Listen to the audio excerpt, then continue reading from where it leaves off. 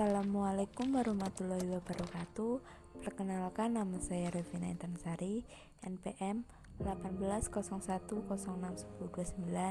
dari kelas D, jurusan Tadris Biologi IAIN Metro. Dalam video kali ini, saya akan menjelaskan tentang hardware dan software.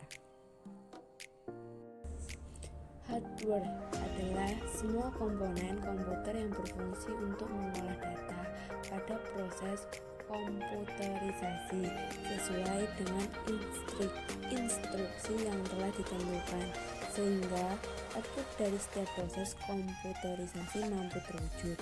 Hardware berperan penting dalam komputer karena fungsinya yang mengolah informasi mentah menjadi suatu informasi yang baru dan berguna.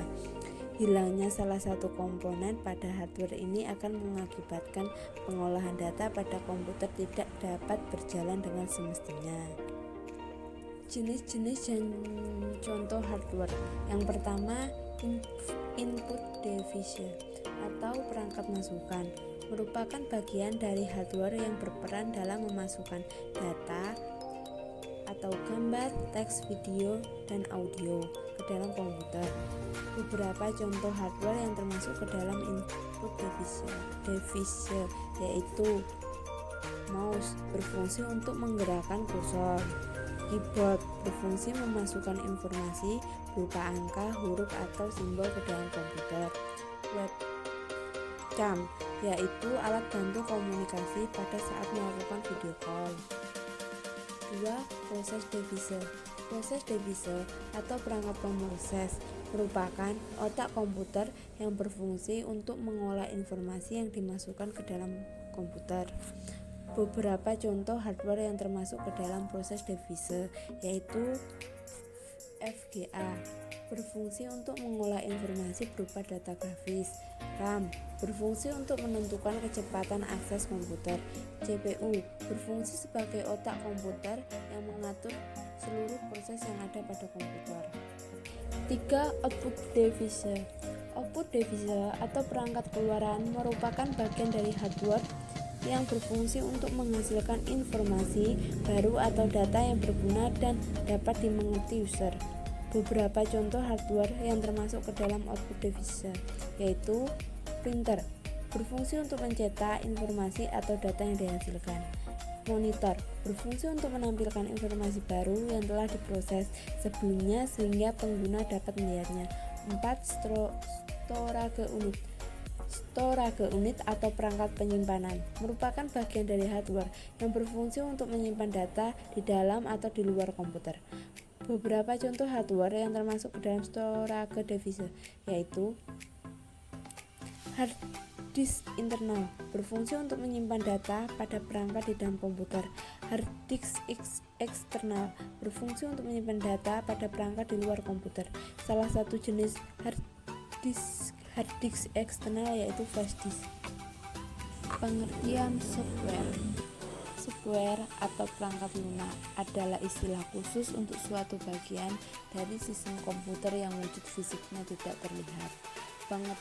Pengertian software sering disebut sebagai suatu data yang diprogram, diformat, dan disimpan secara digital, tidak memiliki bentuk fisik namun dapat dioperasikan oleh penggunaannya melalui perangkat komputer.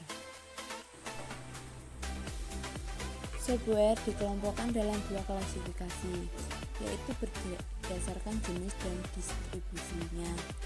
Yang pertama, software berdasarkan jenis. Ada beberapa jenis software atau perangkat lunak di dalam sebuah sistem operasi komputer. Di antaranya, yang pertama, application software atau perangkat lunak aplikasi. Software ini punya fungsi tertentu, misalnya untuk presentasi dan pengolahan data. Contohnya, aplikasi software Microsoft Office Word, Microsoft Office Excel, MYOB, OpenOffice. 2. Operating system atau sistem operasi. Fungsi software ini biasanya digunakan untuk mengkoordinasikan tiap komponen dan fungsi komputer. Contoh Windows, DOS, dan Linux. 3. Programming language atau bahasa pemrograman adalah software yang berfungsi sebagai pemberi instruksi standar, contoh PHP, Java, dan Microsoft Visual Basic. 2. Software berdasarkan distribusinya. Selain jenis-jenis software di atas, ada beberapa software lainnya yang diklasifikasikan berdasarkan distribusi. Antara lain, yang pertama, freeware, yaitu software tanpa batas waktu tertentu.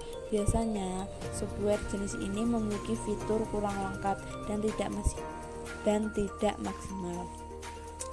2.